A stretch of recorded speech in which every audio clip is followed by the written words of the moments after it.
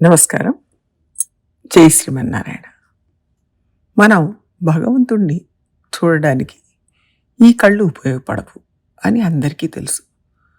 వీటిని చర్మచక్షువులు అంటారు. ఇది కాక జ్ఞానచక్షువులు అనే ఇంకొక కళ్ళు ఉన్నాయి. అంటే 2 రకాల కళ్ళు. ఒకటి చర్మచక్షువులు, శరీరంలో ఉండేవి. జ్ఞానచక్షువులు, అది జ్ఞానం వల్ల దొరికేది, కంటికి కనపడేది కాదు. చర్మచక్షువులు పరిమితంగానే చూడగలవు. జ్ఞానచక్షువులు పరిమితికి లోబడినవి. కాబట్టి ఏ పరిమితులకు లోబడని భగవంతుణ్ణి జ్ఞానంతో చూడవచ్చు. ఈ విషయంలో ఒక ఉదాహరణ చూద్దాం. ఒక గొప్ప భక్తుడికి చర్మచక్షువులు, జ్ఞానచక్షువులు 2 ఉన్నాయి. చర్మచక్షువులతో లోకాన్ని చూస్తారు, జ్ఞానచక్షువులతో భగవంతుణ్ణి దర్శిస్తారు. మన దగ్గర ఆ జ్ఞానచక్షువులు ఉన్నాయా అంటే భగవంతుడు మనకు ప్రత్యేకంగా జ్ఞానచక్షువులు ఇవ్వలేదు, చర్మచక్షువులు మాత్రమే ఇచ్చాడు. యజ్ఞం, దానం, తపస్సు అనేది మన దగ్గర లేదు. శాస్త్రం అధ్యయనం చేయడం వలన వచ్చిన కళ్ళు కూడా లేవు. మరి దేనితో మనం భగవంతుని దర్శించాలి? 12 మంది ఆళ్వార్లలో ఒకరైన తిరుప్పాణాళ్వార్ అనే ఆయన காட்டவே கண்ட பாத கமலம் நல்லாடையுந்தி தேட்டரும் உதரபந்தம் திருமார்பும் கண்கள் செவ்வாய் வாட்டமில் கண்கள் மேனி முனியேறி தனிப்புகுந்து పాటినాల్ కండు వాഴുం పాణర్తాళ్ పరవినోమే అని అమలనాది పిరాన్ అనే ప్రబంధం పాడి ఆ ప్రబంధాన్ని కళ్ళుగా చేసుకొని ఆయన శ్రీరంగనాథుణ్ణి దర్శించుకోగలిగారు. దానివల్ల ఉన్నతమైన గతిని పొందారు. అంటే తిరుప్పాణాళ్వార్లు పాసురాలు పాడి భగవంతుడిని దర్శించుకోగలిగారు. వారి పాసురాలే కళ్ళు.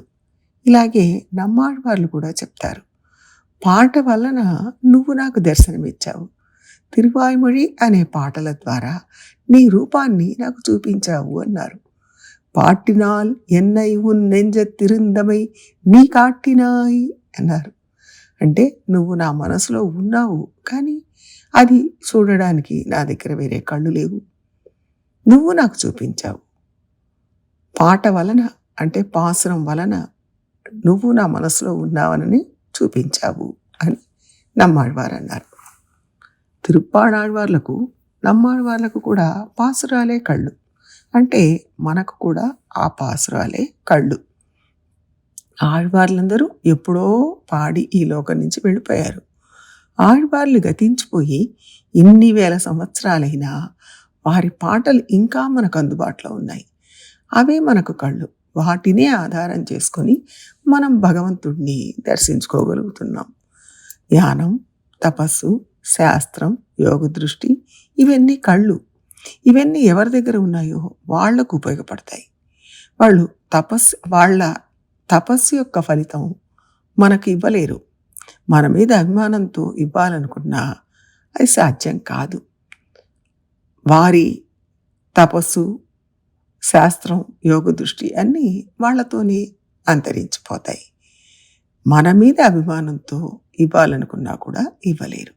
అది గొప్ప సంపదే కావచ్చు, కానీ అది వాళ్ళ వరకే పరిమితం. ఇతరులకు ఇవ్వడానికి ఉపయోగపడవు, వీలు కాదు. లౌకికంగా కుటుంబంలో పెద్దలు నగ, నట్ర, పొలం, ఇల్లు లాంటి ఆస్తులను తీసుకుపోలేరు, వారసులకు ఇచ్చిపోతారు. వాటిని వారసులు ఉపయోగించుకోవచ్చు, కానీ వాటి ద్వారా భగవంతుడిని దర్శించుకోలేము. పైగా ఇవి ఇవ్వడం వల్ల పరస్పరం పోటీ, ఈర్ష్య, ద్వేషం వస్తాయి. జ్ఞానం, తపస్సు, శాస్త్రం, యోగ దృష్టి ఇవన్నీ ఇవ్వడం వల్ల ఈర్ష్య, ద్వేషం కలగదు, కానీ వాటిని ఇవ్వడానికి సాధ్యం కాదు. ఒకరి దగ్గర మంచి జ్ఞానం, అనుష్ఠానం, భక్తి ఇవన్నీ ఉన్నాయి. వాటితో పాటు ఆస్తి కూడా బాగానే ఉంది. ఆయన ఈ లోకంలో దేహయాత్ర చాలించిన తర్వాత ఆయన ఆస్తి పిల్లలకు చెందుతుంది. దానిని వాళ్ళు పంచుకోవచ్చు, అనుభవించవచ్చు. కానీ ఆయన జ్ఞానం, అనుష్ఠానం, భక్తి ఇవన్నీ పిల్లలకు ఇవ్వలేరు. పిల్లలకు స్వతహాగా ఇవన్నీ ఉండాలి తప్ప తండ్రి గారి వారసత్వంగా పంచుకోలేరు. అందుకే ఆళ్వార్లు పాడిన దివ్య ప్రబంధం మాత్రం మనకు భగవంతుణ్ణి దర్శించుకోవడానికి కళ్ళుగా ఉపకరిస్తాయి.